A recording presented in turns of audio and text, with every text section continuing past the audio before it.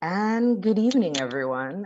Sorry if you were with us a little bit earlier. This is our third try, and hopefully it'll be our last try to start this book launch.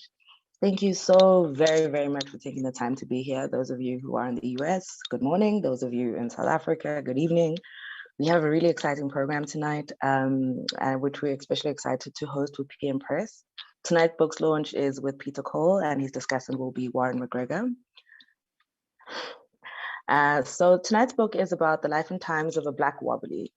Benjamin Harrison Fletcher surely ranks amongst the greatest African Americans of the early 20th century and top echelon of Black unionists and radicals in all of the US history.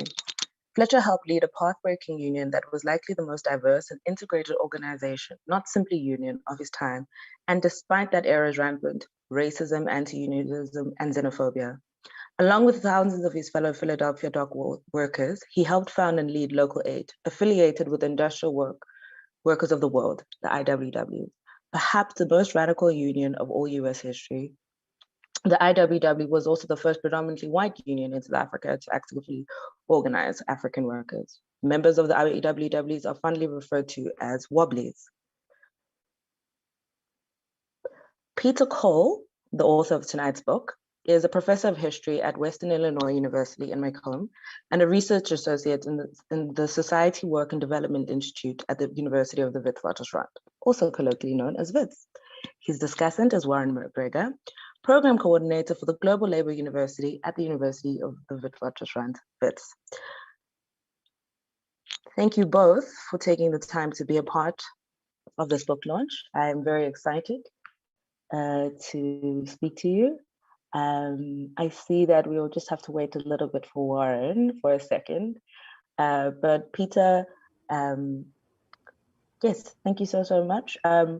Just a note for everyone, this book launch is a co-host between the Commune, and I can talk a little bit about the Commune before we start with Warren. So the Commune is a tiny radical leftist bookshop in Braamfontein, Johannesburg, South Africa. Braamfontein is one of the largest student precincts in the world. And we are the little radical bookshop, coffee shop you didn't know that you needed.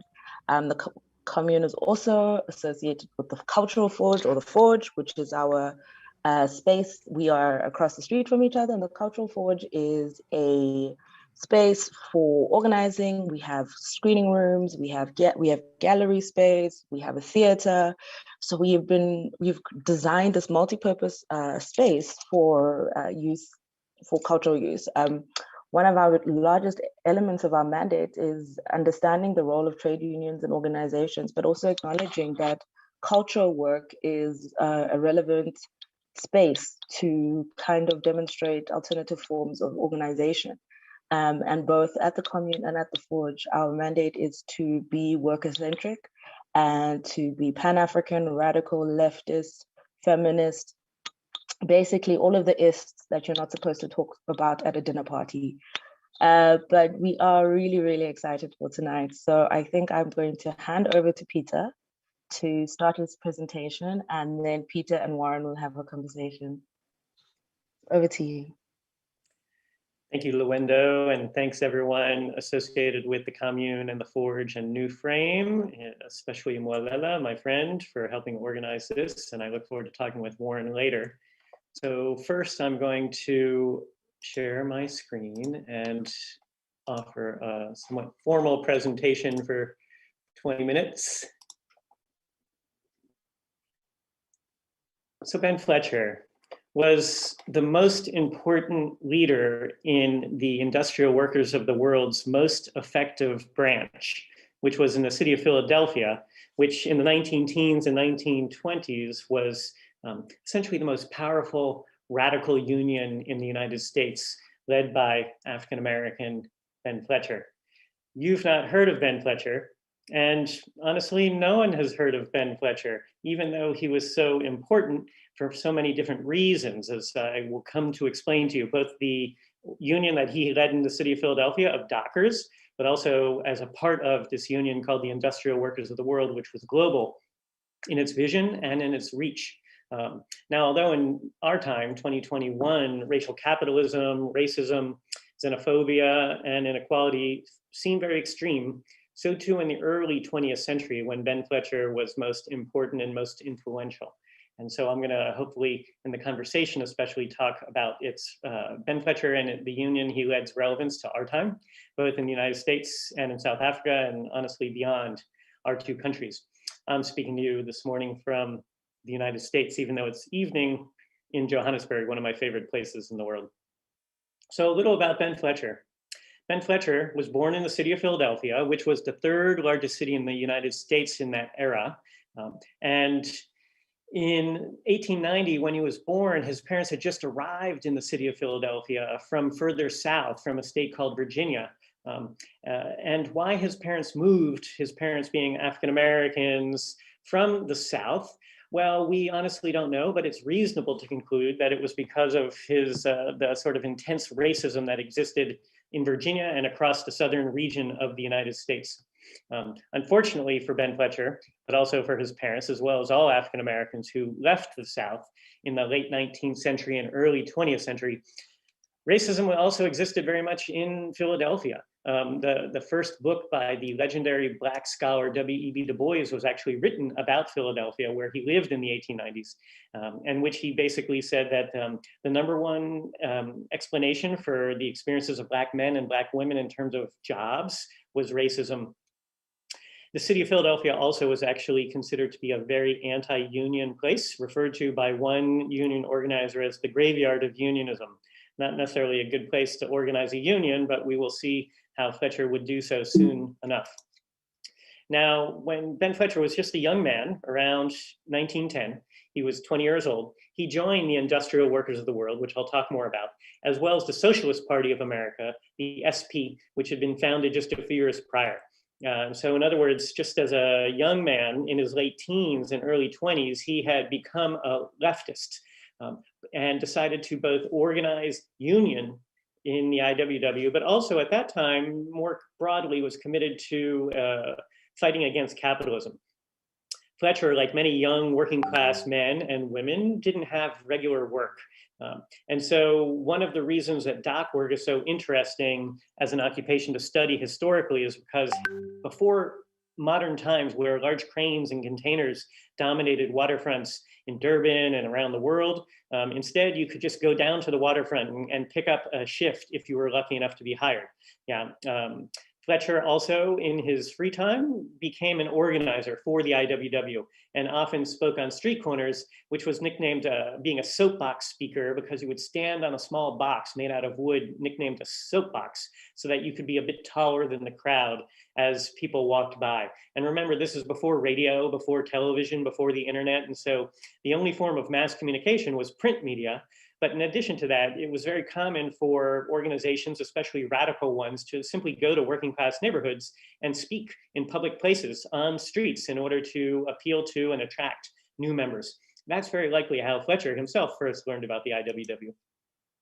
Now, the Industrial Workers of the World was formed in the city of Chicago in the United States in 1905, when several hundred radicals, socialists, unionists, anarchists, syndicalists, and others met in Chicago, then America's greatest industrial city, because they believed that the system in the United States and the world was simply unfair, right? That extreme inequality existed, that corporations totally dominated the US economy, that the government provided zero protections for workers or other people, that a tiny group of capitalists basically had the government do its bidding, including using the army and police to destroy unions that tried to organize. In addition to that, the mainstream unions at the time, which were part of what was called the American Federation of Labor, didn't organize most Black people, most women, most immigrants, because of the racism and xenophobia and sexism within the working class.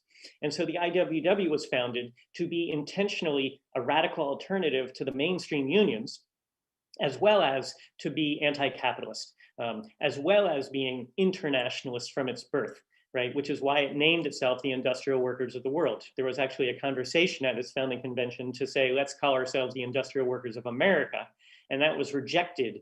In replacement, another name, the Industrial Workers of the World, was adopted because it was understood 115 years ago, right, that capitalism was a global system. And so fighting capitalism also must be global. Now, as Luendo mentioned, members of the IWW are often nicknamed Wobblies, and that term is still used to describe members of the union to this day. And the famous motto of the IWW, which I'll talk more about later, is an injury to one is an injury to all. In other words, the most important goal, really, or idea that the IWW espoused was solidarity, working class solidarity. Now, I do want to highlight in particular the industry that dock workers were a part of, the global shipping or maritime industry. It's important for us to think about this because this industry was and remains the most important industry in capitalism, right? It literally moves goods as well, raw materials and finished products around the world. It also was central to the European domination of the world starting in the 15th century, 16th and 17th century. And so we can imagine the rise of imperialism and capitalism happening simultaneously. It's also important to know that in London in the 1700s, then the most important port city in the world, is where the word strike originates. So in the 1760s in the Port of London, sailors or seamen wanted to get a raise, and so they stopped work. On ships, if you take down the sails, you lower the sails of the ships, of course, then the ship can't move. And the nautical term for that is to strike the sail. And so they were engaged in a strike, i.e. to lower the ship's sails, but that meant that the work would stop. And that term, strike, becomes the most common word that we use even now, 500 years later, for work stoppages in English, right? Everyone knows what a strike means, right? But I'm highlighting here how the roots of that is actually nautical or maritime. And that tells us the centrality of that industry, really. Now, the city of Philadelphia was one of the biggest ports in the United States in the early 20th century. Even though it's not on an ocean, it's actually on a river that's about 100 kilometers out, towards a bay that then flows into the Atlantic Ocean on the Atlantic coast. In Philadelphia in the early 1900s, about 1/3 of the dock workers were African American, about 1/3 were Irish immigrants and Irish Americans, and about 1/3 were immigrants from other European countries like Poland and Italy, right? So it's a very diverse workforce, both Americans and immigrants, both Blacks and whites, both Protestants and Catholics. And that sort of diversity had generally been a foil that made it hard for workers to organize, and also that the American Federation of Labor just wouldn't organize such a workforce because of its own racism and xenophobia. However, in the spring of 1913, May in the Northern Hemisphere, as thousands of dock workers struck and shut down one of the busiest ports in the United States, in the midst of this strike, they joined the IWW, thanks to Ben Fletcher. They win a raise, as well as union recognition for what becomes known as Chartered Local 8. And from that point forward, for about a decade, this union will dominate the waterfront in Philadelphia and will institute a series of important changes. So first and foremost, I'm highlighting, right, is that Ben Fletcher, as an African-American leader of this multiracial, multi-ethnic union, instantly fought racism, instantly promoted racial equality. And so it was employers who had actually segregated workplaces in America. It was in fact not law, but custom in most American cities that work was segregated based on race and sex. And so in Philadelphia, for example, dock workers worked in ethnically segregated gangs, a Black gang, an Irish gang, a Polish gang, etc. Right? This divides workers both off the job and on the job. What did Local 8 and the IWW immediately do? They integrated the work gangs, right? They integrated the work gangs so that Black and white workers started to work together. They also required that the union itself be integrated in its leadership and all events, right? Now, this is an incredible, because what we're seeing here is that this union, which is anti-racist in principle, institutes in practice or policy racial equality instantly, right? This was in opposition to the employers, in opposition to American society, and 50 years before this sort of racial segregation was outlawed across the United States in a law passed in 1964. And so 50 years before most of the United States hypothetically supported racial equality, this union already had achieved that. They also did a series of other changes to their work in order to improve the lives, the material conditions of members of the Philadelphia Dock Worker Union, Local 8. They got rid of the old system of hiring, which basically people got hired by the day or the shift in what sometimes is called casual or precarious labor. Instead, employers would have to call up the union's offices, their hall, and request workers, and the union would dispatch people to different ships for work. Because thousands of men were part of the union, and you didn't always know who was in the union and who wasn't, and who was a sort of a current member, they issued a monthly button. Pictured here are examples of that. If the union, if members didn't have the right button, they wouldn't be able to work, right? The union also instituted an annual holiday for itself to celebrate its birthday. They basically took the day off, right? So they initiated a quasi-legal holiday for themselves, again, in opposition to the employers, simply because they could. And so these are examples of how local aid had incredible power with Ben Fletcher at the helm, right? I also do want to highlight that the IWW, because it was anti-capitalist, and because the IWW believed that the strike was workers' greatest weapon, they didn't want to sacrifice that power.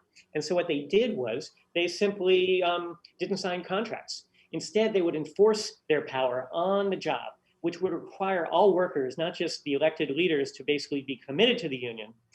This was often called direct action, right? And so that workers would threaten to strike if employers did something that members of workers on that ship or that pier or that quay or that wharf were unwilling to do. I do want to highlight that in the same era, IWW members from the United States had started to organize by ships across countries around the world. So sailors, say from the US, might sail to Europe, to the UK, might sail down to Latin America, might sail to Australia or New Zealand in the Pacific Ocean. And we're starting to organize so that idea, industrial workers of the world, actually was instituted in practice. And I do want to highlight, as I am here, that these ideas and members of the IWW show up in Southern Africa, right, around 1910, right, including the man pictured on the top named Archie Crawford, a Scottish radical. And that in Joburg, even in 1911, was the first documented strike led by the IWW of tram workers. And the IWW also organized around the region. They also was the first union that was originally a white union that was committed 100% to organizing all workers, Black workers, colored workers, et cetera. No other union had really done that in South Africa before. They were also doing this sort of thing in New Zealand, for example, where the IWW was the first union to actively work to organize Maori workers, the indigenous population of New Zealand. I'll return to that matter in a while. Right. Ben Fletcher, meanwhile, was regularly dispatched to other American port cities on the Atlantic coast, many of which had African-American dock workers also, right? So Boston, New York City, Providence, Rhode Island, Baltimore, Maryland, but also Norfolk, Virginia, pictured here, the image on the left from Norfolk. The big commodity was cotton, right? Although I look at this and sometimes I think of Port Elizabeth, where they often exported wool, where you see historic photos looking similar. So Fletcher was in Norfolk, Virginia on the Atlantic coast in 1917, where he was organizing Black workers, where he was threatened with a lynching. This was not merely an idle threat. It was actually in the 19-teens, several hundred Black men were murdered every year across the United States simply for being Black. And so when Fletcher was being threatened with a lynching, that wasn't those just words. He really could have been killed simply for organizing Black and white workers in the state of Virginia in 1917. Fortunately, he wasn't. Unfortunately, the United States had declared war in 1917, joining the British and its allies in World War I. And the IWW was critical of the war. Leftists generally rhetorically criticized the war, saying that basically working class people were being asked to kill and die on behalf of a struggle that had nothing to do with them.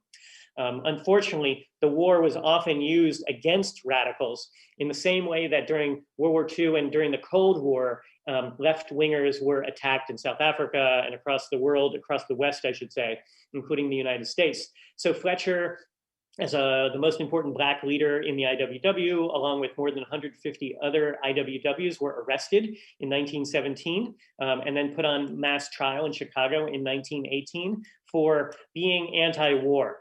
This is similar to the Suppression of Communism Acts, right, that were instituted during the apartheid era after World War II.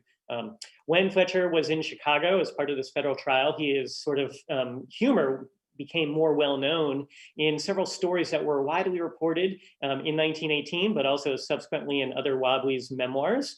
Fletcher made jokes that are sort of examples of his humor.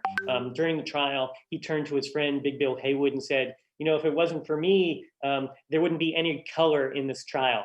Color as in sort of joy and humor, but of course color, the skin, his skin color being black.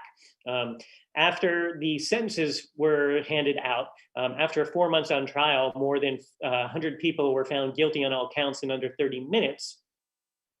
Fletcher turned to Haywood again and said, the judge's grammar is not very good. And Haywood said, how's that, Ben? And Ben said, well, his sentences are far too long. Ha ha. Unfortunately for the Fletcher and for other Wobblies, they were sentenced to very long prison sentences, 10 to 20 years in federal prison. In this image on the left, that prison is in the center of the country in a state called Kansas. Fletcher was also, as were other Wobblies, fined tens of thousands of US dollars, that today would be hundreds of thousands of dollars, where they were sent to Leavenworth. Now it's interesting, Leavenworth, sort of this notorious prison, sort of like the Robben Island of America at that time. Fletcher didn't really talk about his experiences, unfortunately, but others did. And so because there were hundreds of Wobblies, communists, anarchists, revolutionaries that were imprisoned because of their opposition to the war, one of those people imprisoned was a famous Mexican revolutionary named Ricardo Flores Magón, who described his time in Leavenworth as caught by the formidable mechanism of a monstrous machine, my flesh gets ripped open and my bones crushed. My moans fill the space and make the very infinite shudder, but the machine will not stop grinding. It was Magón and others who also nicknamed this the University of Radicalism, because you basically threw together all these left-wing radicals who had nothing but time to talk about their politics and read and sort of discuss. Again, very similar actually to what my friend Ashwin Desai has written about, where prisoners on Robben Island read Shakespeare and also sort of taught themselves political education. Now, just like on Robben and other prisons in South Africa, the jailers would read all the correspondence. And so we know actually who Fletcher was corresponding with during this time that he was in prison. We know he corresponded with a variety of people, but in this one letter I want to highlight, on New Year's Eve, 1920, he wrote to a socialist friend in Milwaukee, we are living in momentous times. None of us are gifted with the power of clairvoyancy as to be able to foretell the day or the hour. Therefore, the first and most important duty is for all of us to prepare for the final chapter in the life of capitalism. Now, after the war ended, Fletcher remained in prison, although he would get out in 1922. Even though the top leaders of the IWW in Philadelphia and other American cities had been jailed, the IWW in Philadelphia on the waterfront continued to dominate into the early 1920s, leading a huge strike in 1920, and then continuing to hold on even though their strike for the 8-hour day failed in 1920. In 1922, at the end of 1922, the bosses, in coordination with mainstream unions and the federal government, basically attacked the IWW's local aid again, and the union was weakened and ultimately destroyed. Fletcher was out of prison by this time. His sentence had been commuted, but if he had become an active part of this strike, he might have been arrested. And if he was arrested again, he would have been sent back to Leavenworth to serve the next 7 years of his 10-year sentence. Meanwhile, in South Africa in that same time period, right after World War I in the early 1920s, the IWW's you might say that the seeds had been planted, where it started to sort of spread roots and grow. Thanks to dock workers in Cape Town, who struck in 1919 after World War I, part of a group called the Industrial and Commercial Workers Union, led at that time by a man from what is now Malawi named Clemens Kadalie. The ICU started to organize in the Western Cape and then spread across what now is South Africa, as well as across Southern Africa in a union called ICU. And the ICU organized hundreds of thousands of Black men and women in rural and urban areas, and even adopted the very motto of the IWW, an injury to one is an injury to all, as well as its preamble. And as some of us may know, SACTU in the 1950s and beyond adopted that same motto. And then COSATU adopted that motto in the 1980s and continues to, and many unions in South Africa continue to use the same motto, right? Which is so common sense, but also is evidence of the long-lasting influence of the IWW. Back in the United States, the IWW was weakened by this government repression and employer repression. There's also rising racism in the 1920s and rising xenophobia in the 1920s, embodied by sort of a notorious organization called the Ku Klux Klan, or KKK. This is this wonderful poster from 1920s America that the IWW created that is an anti-KKK poster, right? Fletcher wasn't involved in this poster per se, but he embraced these ideas. Fletcher moved to New York City in the late 20s or early 1930s and continued to speak on behalf of the IWW as an organizer, but nevertheless, not as much so because he had a major stroke in the mid-30s and was in poor health actually for the final 15 years of his life. And he was buried in an unmarked grave in Brooklyn in New York City. So to conclude, I always like to say that, you know, Ben Fletcher is one of the most important Black leaders in the history of the United States, but he is wildly unknown. I often compare him nowadays to people that are far more well-known, like Fred Hampton, who was murdered in Chicago by the Chicago police and the FBI in 1969. Like Hampton, Fletcher was a young Black man who was a socialist, but who organized in intentionally anti-racist ways and worked not only with Black, but also with other workers of color and even white leftists, right? Fletcher always sort of combined the sort of racial and class issues and never really gave up on his hopes that America and the world would overcome both white supremacy and capitalism. Obviously, we're still waiting in 2021, but I have high hopes for the 21st century. Thank you very much for everyone for listening to me, and I look forward to talking with Warren and the rest of you.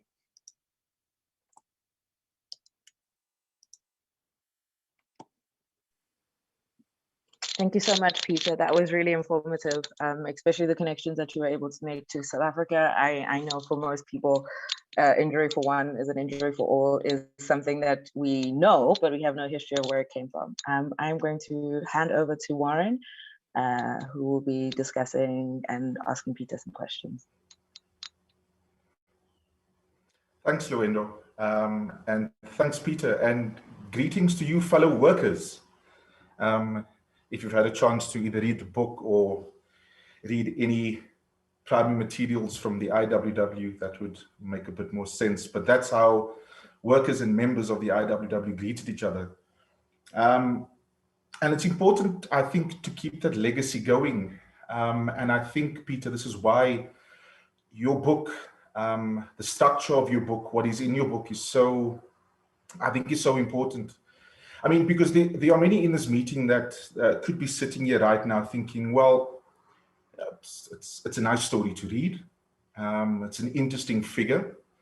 But when we come back to, I guess, in a few minutes, some of the questions I have to you, I think it's also important to get from you a sense of why you think the story of Ben Fletcher and the organization and organizations that he was a part of and the ideals are not only interesting stories, but why they are particularly relevant today, I think. But if we go back to the slogan, an injury to one is an injury to all, I'm always struck by the fact that it is such a well-known phrase in South Africa, in Southern Africa in particular, because African and Black working class organization over the last 100 years has always been cross-border. Includes today. It is such a well-known slogan, but yet nobody really knows where that slogan comes from. Most attributed to Kusatu. So I'm actually quite glad that not only in your book, but also in your presentation, you actually showed us the historical link. I mean, in your book, you do say that it's sort of like an adaptation of an older slogan from the Knights of Labor, the American workers' organization from the 1800s. But you know, the IWW adapts it when it's formed in 1905 and adopts an injury to one is an injury to all as their slogan. And I think it's also important that the reading of the Ben Fletcher story, as you put it out, and as you lay it out, and the materials in the book as well show us that. I think it's also important that through the telling of a story of an individual, that the ideals of the struggles that this individual fought with and alongside other workers with are important to discuss because the history of worker organization in the United States, particularly under the banner of the IWW, and the name says it so itself, the International Workers of the World, indicates a set of ideals and ideological foundation that saw itself, its organization and its members, not only as American workers, and within that context, not only as white workers or African-American workers or black workers, but they saw themselves as part of a larger and global working class, itself being oppressed not only by national ruling classes in both the private sector and their national states, but also as part of a working class that was being oppressed internationally, as part of a global capitalist system that they saw themselves engaging in a class war against. Again, ringing bells about the situation faced by many workers today. But I'm also quite fascinated and glad that you related the story of Ben Fletcher, and particularly the IWW, to the South African case. Interestingly enough, before the formation of the ICU in 1919, the Constitution, funnily enough, or sections of the Constitution of the ICU are essentially cut and pasted from the preamble of the IWW. But this speaks to a more detailed connection to the American IWW, in fact, when I think it was 1910 or 1911, when the South African IWW was formed, but which translates into the formation of the International Socialist League, a revolutionary syndicalist political organization, which was at the core and at the foundation of the founding of the first trade union for Black and African workers, the Industrial Workers of Africa. Again, the name is not a coincidence. And again, its constitution and its declarations for global working class struggle against both capitalism and national state elites speaks to the connection that traveled across the oceans.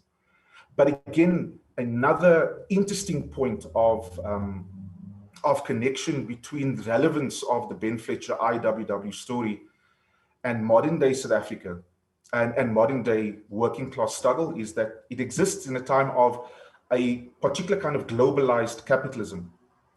And it's actually quite interesting that ideas travel across the oceans, both across the oceans, or the sections of the oceans of the Northern Hemisphere and in the Southern Hemisphere as well. The ideas of international socialism, whatever that might mean for people, but in particular, those ideas travel across oceans.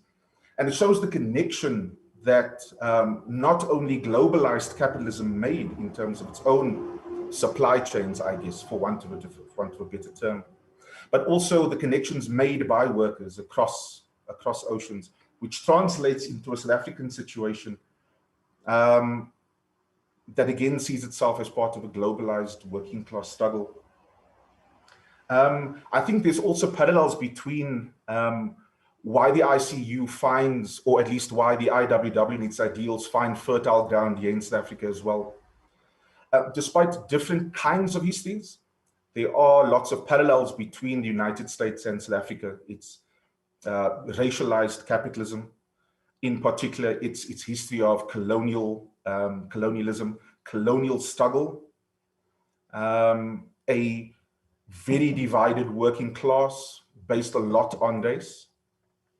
Race, again, as your book quite shows, that the IWW speaks to race being used as a tool to divide working class forces and sections of working classes. So it's thus no coincidence that South Africa and the United States at the time find themselves as key centers of global capitalist industry.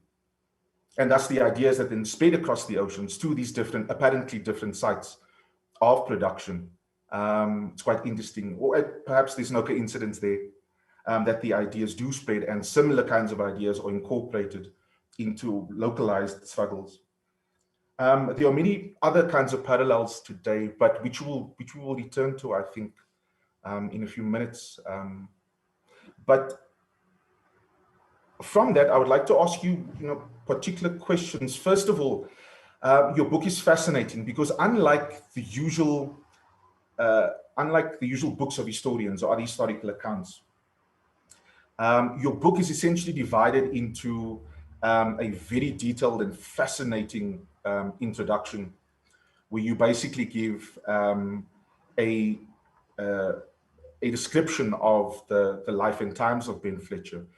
But the vast majority of the rest of the book, and in fact, the key to the book is the availability of primary resources. In fact, there's very little secondary material and secondary analysis in the rest of the book. So my first question would be about, why did you make that choice? Why did you give us a relatively detailed introduction, but then basically 250 pages of primary material?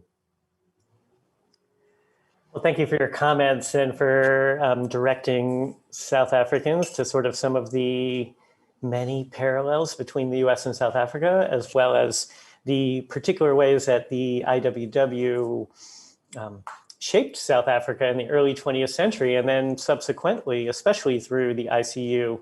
And as you and I both know, we want to give a shout out to our friend Lucien van der Walt, who's done a lot of research on these matters.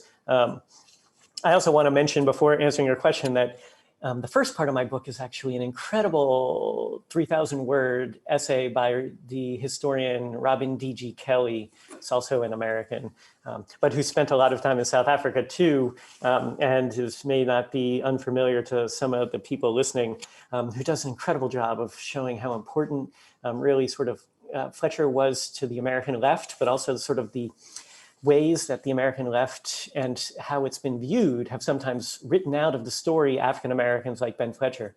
And so I really love Robin Kelly's sort of forward to the book. As for why I organized the book the way I did, there's sort of like a practical reason and a sort of an ideological reason. The practical reason to sort of have 80 pages written by me and 200 more pages by other people is because we don't unfortunately know enough about Ben Fletcher, right? And so I couldn't write a biography, sort of a traditional biography of someone like Ben Fletcher, non-elite people, working class people, Black people often have not sort of, we don't have enough information about them historically, right? Like it's sort of a tragedy, right? So how do those of us who care about the past, but also radicals, but just more generally, ordinary people and the lived experiences, there's insufficient data, right? Like tragically, and so we have to be creative, right? Like another reason, however, that I sort of do organize the book as I do, in which I write like sort of very brief introductions to over 100 documents, is because it's such a fascinating way for readers to become historians themselves, in my opinion, right? And so you can read, I say, nearly everything that ever Ben Fletcher wrote or was written about him is in the book, right? With me introducing with a few sentences or a few paragraphs, some context that a reader may not be familiar with that helps us understand this particular document, right? And so one of the reasons I think that we often equate history or historians to being detectives is because you have to do investigative research, right, to sort of piece together a story. One of the other nice things about this is that we get to draw our own conclusions. Yeah? And so you don't have to take my word for it or your word for it, right? If someone is able to read the book or a part of the book, they can just decide for themselves, right? Okay, was Fletcher in fact someone whose views I am interested in? It is amazing to think about all the people who were deeply impressed by Fletcher as a speaker, as a humorist, as an organizer, right? Like, and that sort of confirms, right? And so you can say, all right, Cole says, yeah, Fletcher was a great organizer. Don't trust me, right? Read the documents, right? Which is what historians want to do. And you can, right? And I think it's it's not unique, but it's rare that books are created in this fashion. But I do very much appreciate it. Also sort of is the third reason is that you might say nowadays it was crowdsourced, right? Because after my first book came out, I continued to gather information, but people would find me and sort of share knowledge that they had acquired about Ben Fletcher over the years. And so they could help me. And so there's a number of documents in this new, much larger edition of the book that I didn't find, other people shared with me, right? And so it's sort of like a history by committee, right? In a way, even though my name's on the cover. And even after this edition came out within the last few months, I've actually several more documents, and so that's either partially because of my failures as a, but it's also because, we're not going to, right? And so it's not everything, but I say it's most everything, right? The new documents don't change the story. I've even subsequently found a great nephew. Ben Fletcher and his wife didn't have children, but last month in a virtual presentation I was giving, a Black man in Pittsburgh reached out to me, right? And Pittsburgh's in the same state as Philadelphia in the state of Pennsylvania. And so it's like, oh my God, that's amazing right now. And his family, most of his family actually don't know much about their family member. Some are proud of him, but others were not, because he was this radical and he was imprisoned, right? And so within his family, not everyone is sort of a fan, you might say, but it's sort of another way that this book is a sort of a product of modern times in which we can, in fact, gain from many people instead of just it being sort of like one person in a dusty archive. Great, so we can look forward to the third edition coming soon. I know you've been working on this for quite some time, Peter, and the work that you've done and what you've been able to uncover. I mean, not only and most importantly, does it illuminate the life of, in a wonderful attempt to do justice to Ben Fletcher, a local aide, the IWW, and the struggles that they undertook. But it also will continue to serve as a fantastic reference point for future historians, whether labor or otherwise. So I think you've done an incredible amount of, incredible service, first of all. Number one, to academic discourse and the availability of information for academics, but from my perspective, much more importantly, the cause of the working class engagement in the class war, which is continually waged against workers, which is then something I want to turn to, because again, we're limited for time, and there's so much more that I would like to ask you, but I think lots of people again will be thinking, okay, a lovely story, but this occurs, more than 100 years ago now, or much of the key 1910s activism that shapes Ben Fletcher's working life, at least, and ideals. What do you think? Well, first of all, why is the story of Ben Fletcher so important and relevant today? But also importantly, if you could turn to the ideals upon which he based his struggles and his activist life, the ideals of industrial unionism, revolutionary syndicalism that underpinned that. And why do you think, because I know you do, so why do you think it would be relevant for a working class today, and in particular trade unions and trade unionism today that finds itself continually on the back foot and seemingly unable to respond to both constant attacks on not only the nature of work and the pandemic, which is constantly shaping that now, but also attacks on labor legislation, attacks on organization, and also then within the working class itself, the rise of different forms of regressive nationalism, I think, for want of a better term. Yeah, well, so I think we need proof of victories, right? And we need examples of what is possible, because we might think in 2021, xenophobia is so rampant, white supremacy, global white supremacy is real, corporate power and sort of the so-called 1%, so economic inequality is so great, with sort of due to COVID even more so, like exposing further contradictions, but also sort of that who's benefited during COVID, the richest have benefited during COVID, right? Like that's not coincidence, right? And so the current global challenge of COVID reveals sort of the patent inequalities, but it's sort of in simple unfairness of capitalism, right? As well as sort of that who's suffering the most, Black people, people of color, immigrants, et cetera. Fletcher's time, also, racism was worse right? I mean, I'm not here to defend racism, but like, you know, actually the 21st century is less bad, right, for Black people and brown people than the early 20th century was, both in South Africa, I'd say, and the United States. I'd say also that what Fletcher therefore was able to do, and unions were incredibly weak and had zero labor protections in that time. And so although I very much support governments providing worker rights, the governments aren't necessary actually for workers to achieve much of what rights might provide, right? So for example, that this union didn't even sign a contract, right? Even though that's sort of our bedrock principle of trade unionism, even radical trade unions, right? Because, well, you want to get guarantees that the boss isn't going to do this or this or this to you. Let's put it on paper and let's make it legally binding. That makes sense. Yeah. However, guess what? This union was able to do those sorts of things without, right? They were able to get raises. They were able to sort of basically force employers to only hire their members. They were able to basically institute integration, right? So not even material gains, but also what you might, I don't know how you define it, but social or political gains that are non-material, non-economic in their immediate gain. Right? Like, so they were able to both fight racism and fight poverty. Right, but only, of course, through organized power and only by being anti-racist and anti-xenophobic in their own ranks. Yeah, because I'm happy to bash the bosses for creating racism and xenophobia, but I'd be lying if I thought that ordinary working class people don't also embrace those values sometimes, right?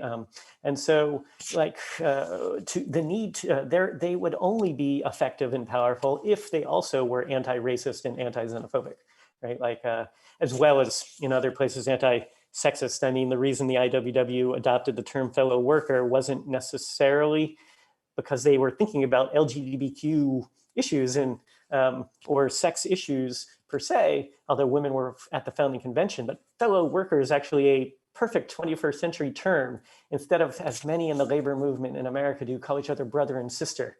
Now that's beautiful too. I'm not opposed to calling people brother and sister. I love the idea that our non-genetic family, right, is family.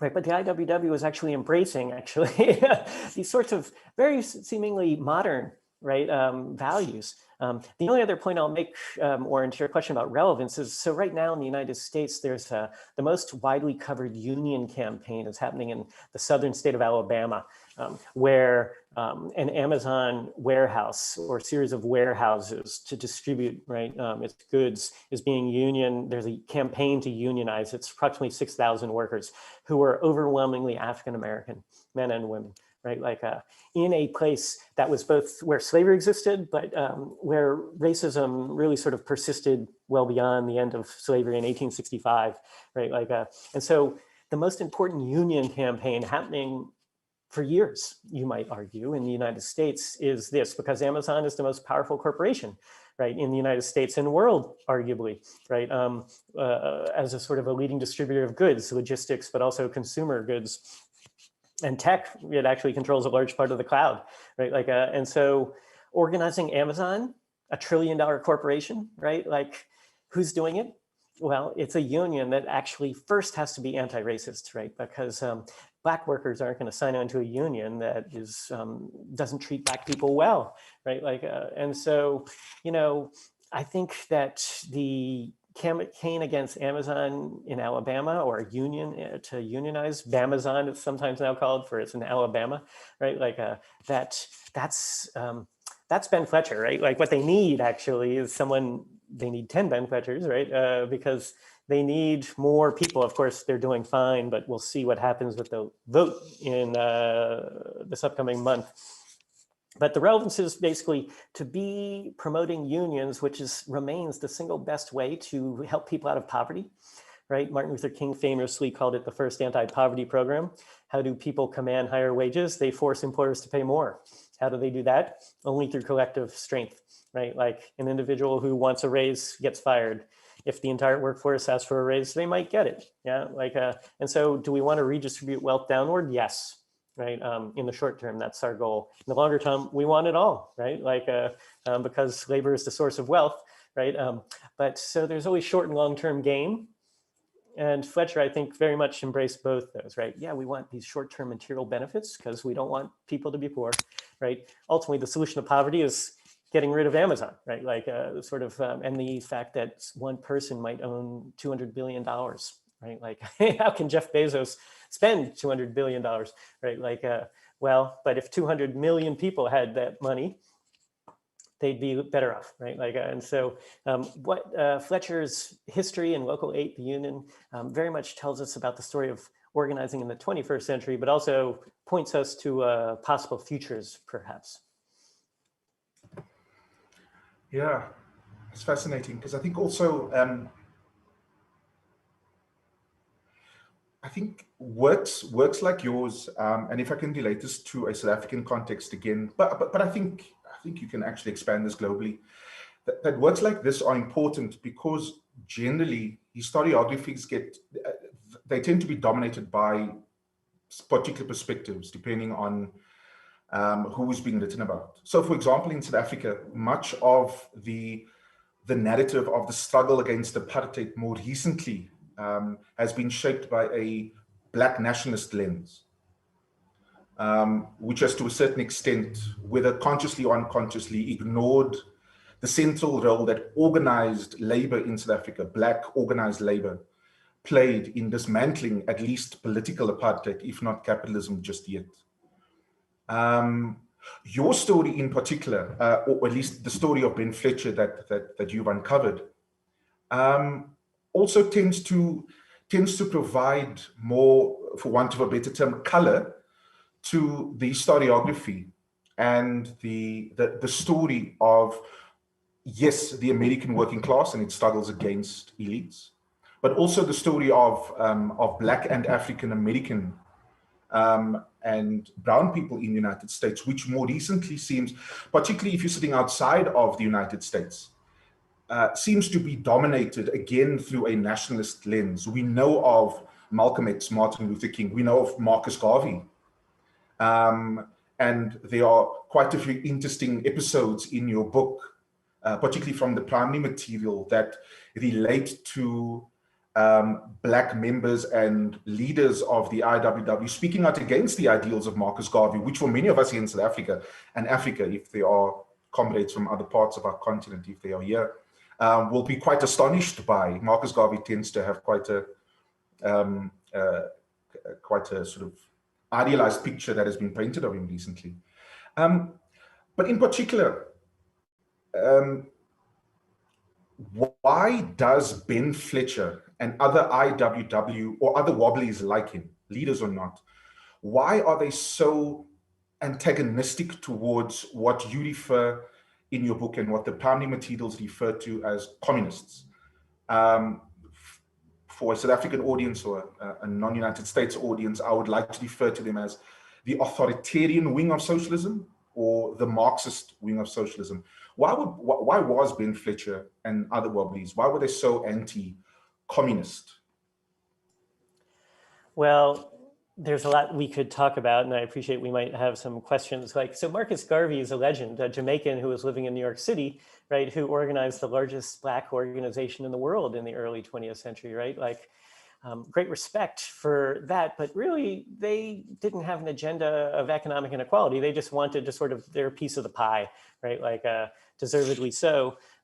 But in working class organizations, it was divisive because they're basically saying just sort of Black businesses and Black people should shop at Black businesses. That makes great sense. But it's sort of reformist. It doesn't actually change the system at all. And Fletcher and his allies like A. Philip Randolph and Hubert Harrison, other Black socialists, basically believed that, well, you know, in the United States, honestly, only 12% of the population is African American. So what do you do in a society with 88% non-Black people? You know, Black-only organizations is not a path actually towards power at the national level, let alone the global level, right? Like, and so although Garvey was doing amazing things and actually empowering a lot of Black people in the US and around the diaspora and back in Africa, including South Africa, a friend of mine named Robert Trent Vinson has written a lot about the connections between South Africa and the US via Garveyism. Nationalism itself was a problem, right? Like in this view, right? Because the notion is that we actually need an internationalist perspective. Again, going back to the name of the organization, the Industrial Workers of the World, because capitalism is global. right? We need a sort of a global socialist world. You know, the communist IWW rift, which is replicated in many countries, including first in the United States.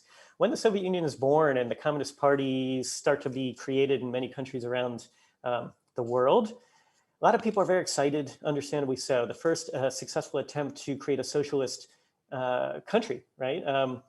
At first, Wobblies in America and other countries were very supportive of the Soviet Revolution. But even within a few years, there starts to be concern that those who disagree with the Communist Party view, the Vanguard Party view, were suppressed, including in the Soviet Union in the late 19-teens and early 1920s, where anarchists and other anti-capitalist leftists, but who were non-communist, were disagreed with essentially the role of the party, the Communist Party, that is.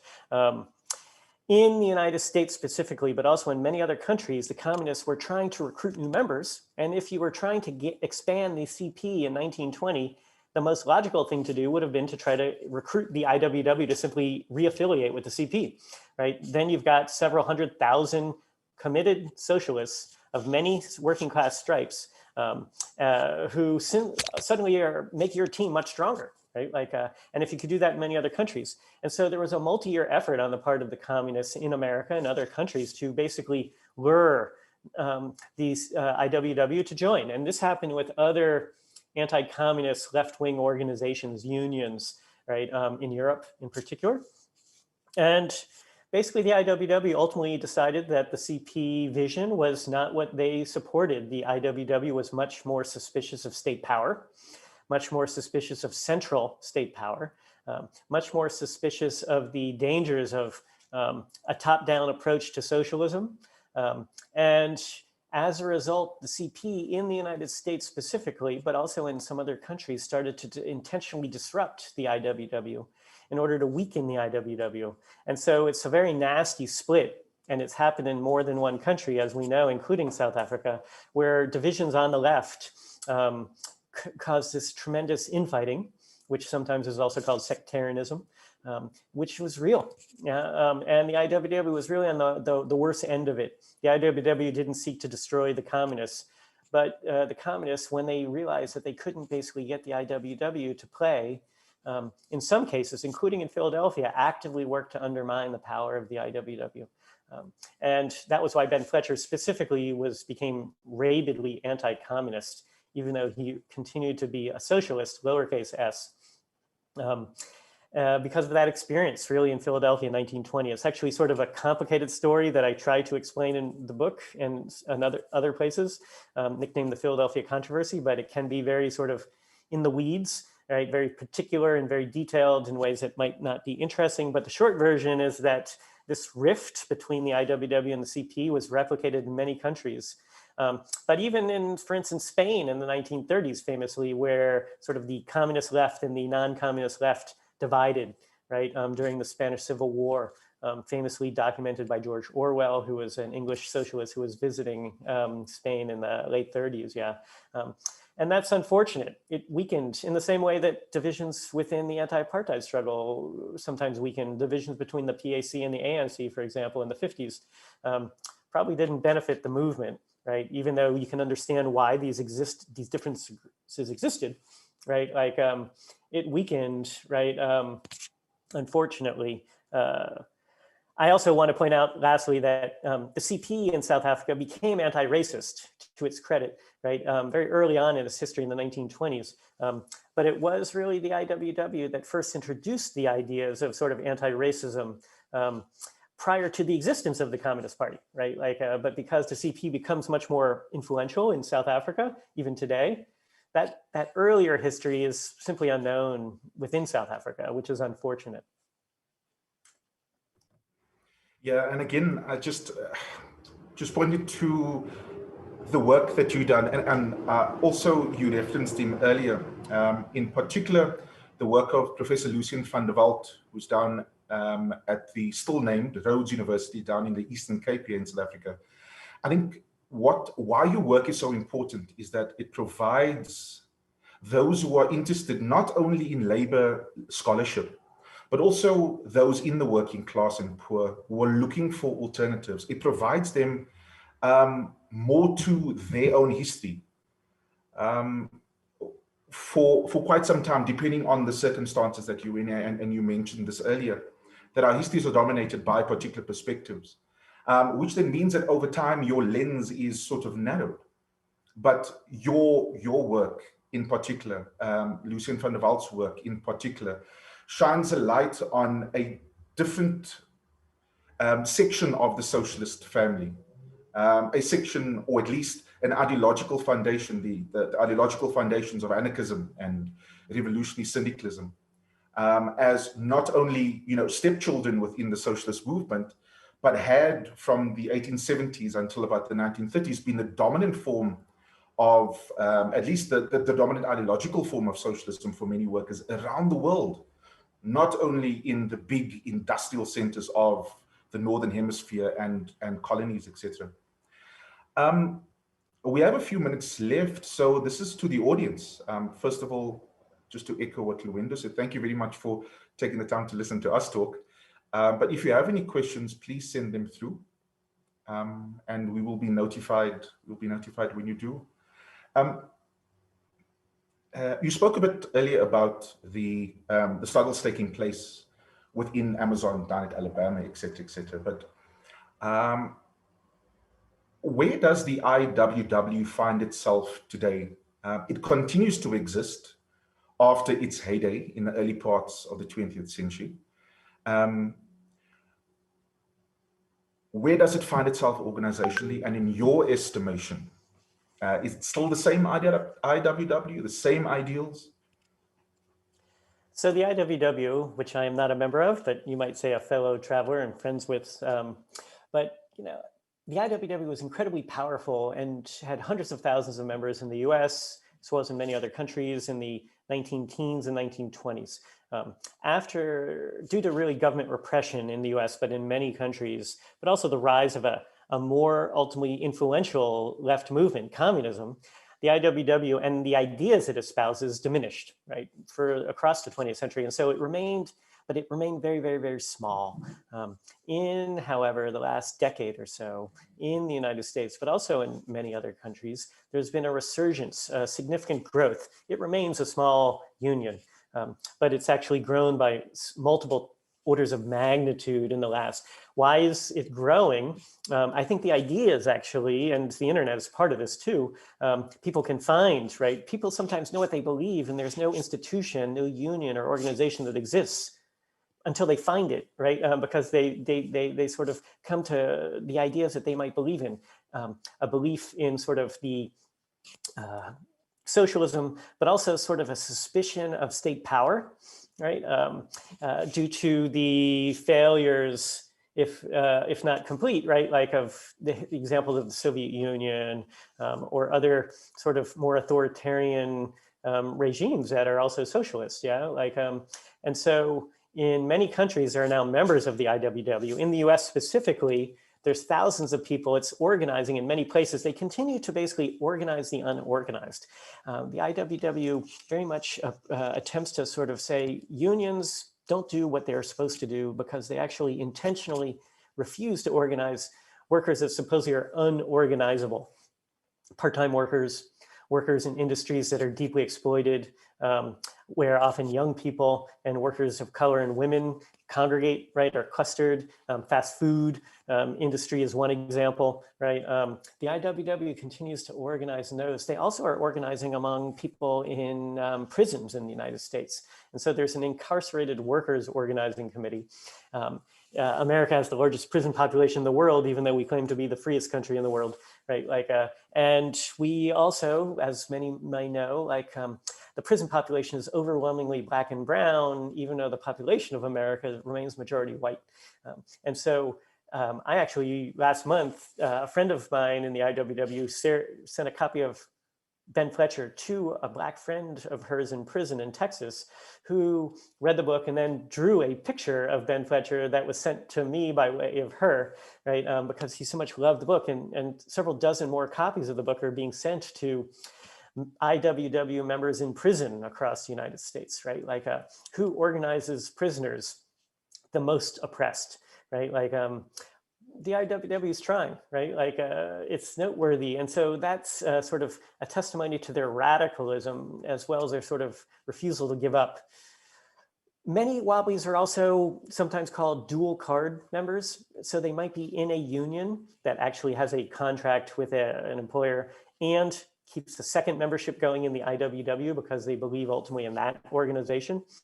With the hopes that the IWW will be able to sort of exert power, even if they don't have a sort of official legal representation in a workplace, right? Like, and so, but I've met Wobblies from many other countries, including South Africa, of course, right? And so, you know, it's actually growing in the 2020s. If I can predict the future, there will be more Wobblies in the 2020s than there were in the 20-teens, right? Like, and I think that's a testament to the sort of essentially the pervasive inequalities that exist in our time, which are exact same reasons that the IWW was founded in the first place in 1905, right? Like essentially because the situation has gotten so bad and so unfair, and especially that the rich are so powerful and states provide so much assistance to help the rich.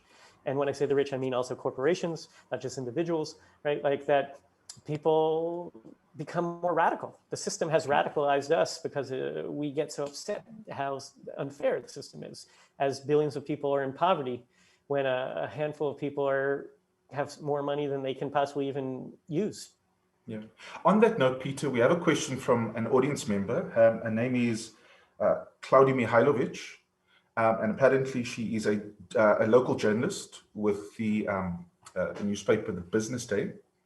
And I think it's actually fits in exactly to what you were talking about now. So let's widen the lens from, you know, beyond the IWW. Although you can speak about your a more localized context, should you be more comfortable with that. But her question is, what does the future of unions, and I guess unionism as well, look like when looking at this, the current state trade unionism finds itself in? That's a very important question, and I think you can take the next 3 hours to answer that. Right. The short version is like, you know, in South Africa and in many countries where many people are unemployed, right? Like, as well as in the fact that there's many people who work in the informal sector or the underground economy, or sort of however the term may be in different places. The majority of the world's workers actually don't work in sort of formal workplace situations. And so how do you even unionize, right? Like that's an important matter. So the IWW doesn't wait around to organize people in order to secure a contract that then the state approves. Yeah, workers, even part-time workers, right, can in fact, if they have enough allies within their workplace and outside of their workplace in solidarity, can exert pressure, right? Maybe that's to sort of have a safer workplace, right? So that in the era of COVID, right, what's more important actually than a safe workplace, right? Like that you can sort of improve hours, that you can have a less, I don't know, racist or sexist boss, right? Even with if you have 20 workers, even if 5 or 6 are actually pressing, in other words, you have a minority as opposed to a majority of the workers, you can exert power. And often what happens is that more of your fellow workers sign on because they see sort of that basically strikes and sort of collective action get the goods. And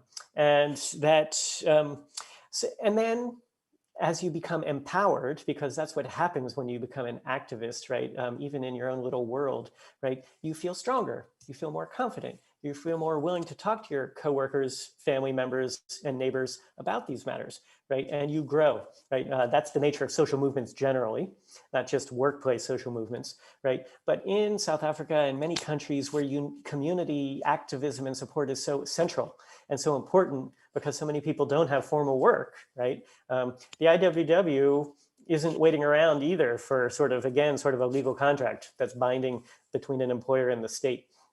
And so, you know, that's easier said than done, right? Like, but it requires basically ordinary people, which, you know, unions often called the rank and file, right? Like, as opposed to our leaders, right? We're all leaders. Fletcher, for example, and in the IWW, union leaders didn't get paid more than anyone who worked in their workplace, right?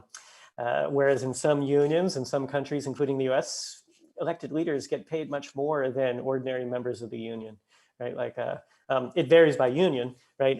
Some are better than others, but the IWW was fiercely committed to that, as well as actually not having elected leaders serve more than a year before rotating back into the ordinary ranks. So Fletcher wasn't always the leader of Local 8 because he wasn't allowed to be, right? Like, and so they basically instituted democracy within their institution.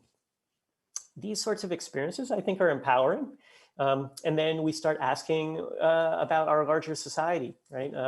How we can basically organize in those sorts of ways. Of course, that's why the IWW was targeted first by the federal government during World War I, because they were a threat, right? They were radical, right? And the state didn't appreciate that. Surprise, surprise. The fact that Fletcher and others were willing to go to prison, well, not that they had a choice, right? Like a sort of testimony to their sort of commitment to these causes, right? Fletcher came out of the ranks. And so what we need is sort of more people to become more active, and then we will see new leaders arise, because leadership does matter, right?